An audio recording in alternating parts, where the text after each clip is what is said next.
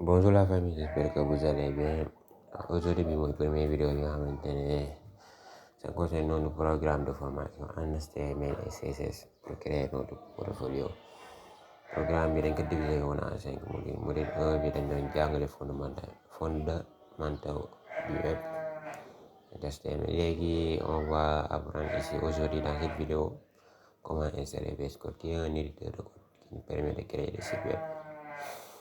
Et également parler de quoi c'est HTML et de CSS. On va théoriser un peu. Maintenant, comment on va installer VS Code, c'est ce qu'on va voir. Vous allez ouvrir votre navigateur et taper VS Code. Vous allez consulter le site officiel. Bon demee si biir nag ngeen cliquer download. Maintenant su fekkee Windows ngeen am version Windows ngeen installé, su fekkee Mac ngeen installé. Man version Windows la yor, donc installé Windows. Maintenant boo leen installé lii da ngeen di dem si document. boo leen demee si document ngeen créer benn dossier bi mu ngeen ko tuddee nu mu leen neexee, mu ngeen ko woowee portfolio wala leen neex. Léegi man j'ai déjà créé un dossier bu may woowee portfolio. mi ngi nii, y a rien dedans nag. Maintenant da ngeen boo leen installé Visual Studio Code da ngeen installé seen ordinateur. Maintenant vous ouvrez l'éditeur de code, ngeen dem fichier. boo leen demee fichier ngeen ouvrir le dossier. Léegi lu si topp da ngeen chercher dossier bi ngi tudd portfolio. ngeen cliquer portfolio, ngeen sélectionné automatiquement da ngay ouvrir. Man ouvrir naa ko pare, donc je suis déjà dedans. J'étais déjà dedans. Léegi boo leen ko benn chose lay def yii yëpp doo leen fi fekk. Supprimer. Maintenant la moo si des, nan la ñuy créer fichier HTML ak CSS. boo bëggee créer fichier HTML il faut toujours que mu am extension HTML. Par exemple ici damay bind index point, toujours HTML et en minuscule en plus, HTML. Vous voyez, créer na fichier HTML. su ma defee nii bi abréviation ML dañ koy wax benn extension la. lii day permettre mu générer la fichier, mu générer la structure HTML, structure d'une page web. Entrez, vous avez ça. Maintenant imaginons su fekkoon dañ juum au lieu ñu def HTML. lii par exemple su fekkoon dama créé woon benn page web, jéem ko affiché directement sama page web du affiché wu parce que du ko considérer comme fichier HTML. Ok, léegi maintenant on va faire un retour en arrière.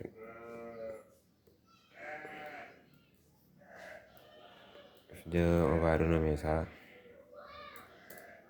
Maintenant, comment créer un fichier CSS? Il suffit juste de créer un fichier avec l'extension CSS style.css. C'est fini, c'est comme ça qu'on crée un fichier HTML et CSS. Maintenant, des extensions qu'on va utiliser pour nous faciliter la vie. Dañuy utiliser extension bu ñu woowee live serveur moom moo nekk nii. lii lan la ñuy permettre, dañuy permettre ñu gis suñu modification en direct. Juste installer leen que après on en verra l'utiliser quoi. Instant bii duñ ko utiliser wu.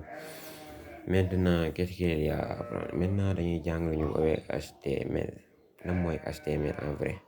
HTML moom la ñuy HTML CSS. y a un autre qu'on appelle JS JavaScript. moom la ñuy woowee les trios du web wala les 3 piliers du web. léegi boo n'importe quel site boo ko bëggee créer, ñetti langage yi boo ko utiliser mën nga créer presque site boo bëgg. Le premier c'est le langage HTML, moom mooy définir structure de notre page web. C'est un langage de balisage qui va permettre de définir le contenu et la structure de notre page web, que ce soit des titres wala paragraphe wala image wala lu ma nekk, moom moo koy définir. Le CSS moom mooy décoration bi, moom mooy définir apparence, mooy police bi. Par exemple texte bi nan la war a mel, marge bi, mise en page, positionnement fan la war a teew, maanaam design sheet bi moom mooy gérer loolu. JavaScript bi nag mooy gérer comportement, mooy animation yi. boo cliquer ci benn bouton mu afficher la quelque chose, il répond à vos actions quoi. Un exemple concret, ici on va vers ce site. Ici bii plateforme bi ñuy développer la Mouveye Joko Academy. Vous voyez ici il y a le design,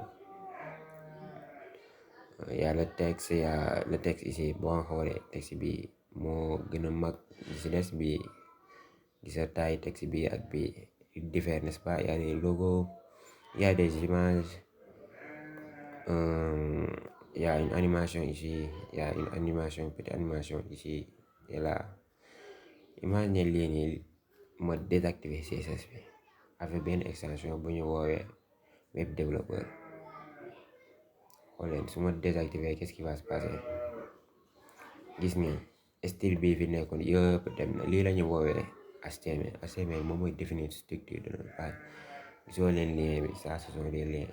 Lii c'est un bouton, lii c'est un lien encore, lii logo bi titre.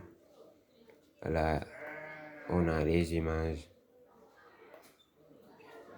Ici on a les logos. Ici tamit am nañ image. Gis ngeen lii yëpp, lii c'est ce qu'on appelle du HTML. Maintenant ça, imaginez léegi ma activer waat CSS bi. Regardez, gis ngeen, c'est ça la différence entre HTML et CSS. JavaScript instant bi on va pas trop si moom mooy gérer par exemple affichage par exemple de menu hamburger ici. Xool leen, gis ngeen qu'est-ce qui se passe su gisee ne taille dafa réduire rek day afficher benn hamburger. Loolu même si mën nañ ko gérer avec du HTML CSS, mais ce comportement là, gis ngeen qu'est-ce qui se passe lorsque je clique tu affiches les navigations, les liens de navigation. moom moo nekk nii, ok.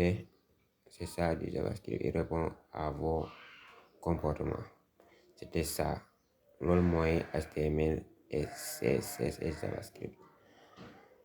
Dans la prochaine vidéo dinañu développer en profondeur comment on communique un peu avec le navigateur à travers des balises, comment on va également dinañ jàng balise yi ak quoi ça sert, balise bu nekk utilité. Dans la prochaine vidéo loolu la ñuy jàng. Ok, merci.